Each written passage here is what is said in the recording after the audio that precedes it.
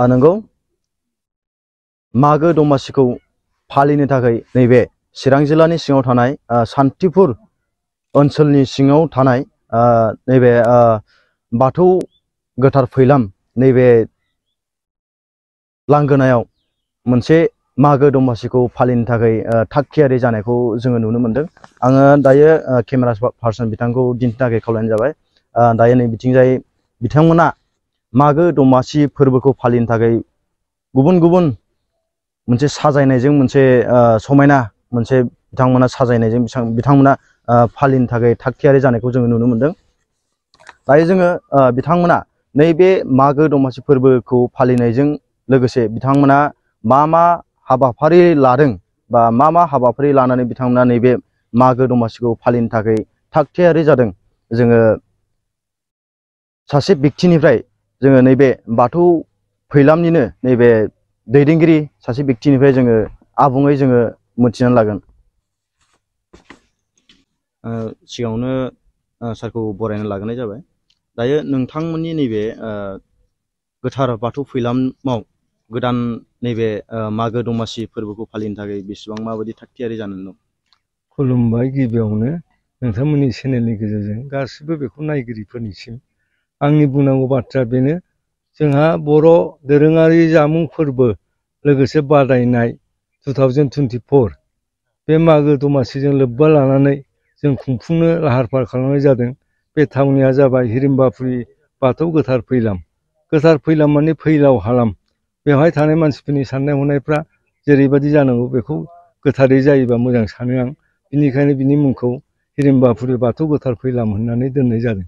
दा हाबाफारिया जोंहा सानथाम, जेरै 16, 17 and 18 जानुवारि। 16 जानुवारियाव मास प्रेयार जागोन बुहुमनि गोजोननायनि थाखाय। बिनि थाखाय जोङो मोनसे फिसा टेन्टेटिभ प्रग्राम दं। बेनो जाबाय बाथौ बे थानखौ अरुणा बाथौखौ बेखेवनाय सासे अजानि दाराय। बिनि उनाव जोंहा फारौ उरायहोनाय। फारौआ जाबाय सान्थिनि नेरसोन। बेखौ उरायहोनानै जाहाथे बुहुमनि सुबुङा बे मागो दमासिनि गेजेराव गोजोनै बयबो रंजा बाजा खालामनानै, जिहेथु हारभेस्टिं फेस्टिभेल मागोआ, बे फेस्टिभेल मावनाय दांनानै मोनजानायनि मोनसे रंजा बाजानि फेस्टिभेल, बयबो जाहाथे रंजा बाजा थानो हायो जिउआव, बिनि थाखाय फारौ उरायनाय बिनि नेरसोन हिसाबै जों खालामगोन दुलाराय गुदि बाथौ आफादनि आफादगिरिनि आखाइजों। बिनि उनाव जाबाय जोंहा बोसोन रादाब। बेहाय मोनसे मास प्रेयार जागोन नालाय, बे बोसोन रादाब होनो थाखाय दुलाराय गुदि बाथौ आफादनि आइजो उइंनि, थारमाने माइनाव उइंनि आफादगिरि रथिमा बसुमतारी बिथाङा फैगोन बे बोसोन रादाब होनो, जाहाथे आइजोफ्रा बे मागो दमासि समाव मा रोखोमै मावनानै गावनि थासारिखौ, गावनि न' बांखौ, गावनि साननाय हनायखौ माबोरै गोजोर खालामनानै गोथारै न'खर सोलिनो हायो, बेफोरनि सोमोन्दै बिथाङा बोसोन रादाब होगोन। बिनि उनाव 17आव जाबाय मा जामुं बादायनाय। जोंहा बर'आव ट्रेडिसनेलि जोंहा मा जानाय दं, जेरै जोंनि ट्रेड एन्ड नेचारा जाहैबाय साम' खांख्राइ जानाय, ना बेदर जानाय, जोंनि बर'नि ट्रेड बियो। दा बे ट्रेडखौ लानानै मागो दमासि फोरबोआव माबायदि रंजा बाजा खालामो बिनि मोनसे बादायलायनाय। दा जोंहा बुंनो थाङोबा बाहाय 50टा आंनि मिथिनायाव बाथौआरि गामि दं। बिनि गेजेराव जायफोर बादायलायगोन बिथांमोननि बादायलायनायखौ नुनो मोनगोन आरो 17आव। 18आव जाबाय मा जिल्लायाव थानाय लाइमोनफोरनि मोनसे जर'खा जुथुमनाय दं। बेवहाय जोङो आलासि महरै लिंहरदों राइटार्स एकाडेमि दानि रेबग्रा गौथुम आफादनि बारग' नेहाथारि राखाव बसुमतारी, लोगोसे बे लाइमोन आफादनिनो सासे आफादगिरि जेरै चिरांनि आरो मिरुनि दं प्रदीप नार्जारी, सोरां ब्रह्म, बिथांमोना फैनानै लाइमोनफोरनि गेजेराव धोरोमजों लोगोसे गावनि सभाब सरित्रफोरखौ मोजाङै गोजोरै लाखिनानै सासे मोजां सुबुं जानायनि राहा लामाखौ बिथांमोना बोसोन रादाबनि गेजेरजों होलांगोन होननानै आं मिजिंथिदों।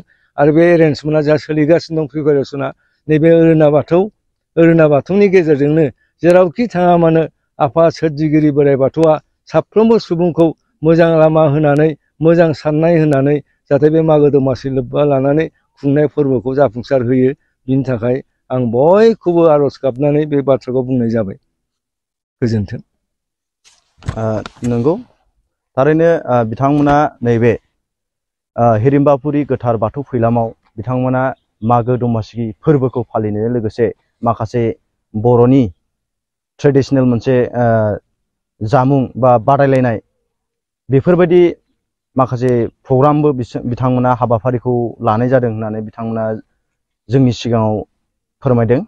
थारैनो नंगौ, माखासे बर'नि जानाय आदार जेरै साम' सबाय खांख्राइ बायदि रोखोमनि माखासे जानाय आदारफोरखौ नैबे हिरिम्बाफुरि गोथार बाथौ फैलामाव बिथांमोना बादायलायनाय हाबाफारिबो लागोन होननानै फोरमायदों। सेरफांगुरि बाजार सुरुमा माग बिहु दामाका अफार लाबोदों। क'क्राझार जिल्ला सेरफांगुरियाव थानाय फुंखा एन्टारप्राइज बाजार सुरुमा 11 जानुवारिनिफ्राय 31 जानुवारिसिम माग बिहु दामाका अफार आरो एक्सचेन्जनि खाबुफोर होगासिनो दङ। नोंथांमोना सेरफांगुरियाव थानाय फुंखा एन्टारप्राइज बाजार सुरुमाव खुंफुंजानाय माग बिहु दामाका अफार एक्सचेन्जआव फैनानै नोंथांनि लुबैनाय बाजाजनि बाइकखौ लांफैनो हागोन। बाजाजनि बाइक सालायनो मोजां मोनग्रा रायजो राजाफोरनो फुंखा एन्टारप्राइज बाजार सुरुमा लोगोसे मोजां अफारफोरबो लाबोदों। बेफोरनो जाबाय 90% लन, गंनै हेलमेट फ्रि, केस होनानै बाइक बायगिरिफोरनो 1000 रां केसबेक हरफिननाय जागोन आरो माग बिहु दामाका अफार एक्सचेन्जजों लोगोसे बाइक बायगिरिफोरनो गांसे ब्लेंकेट फ्रि हरफानाय जागोन।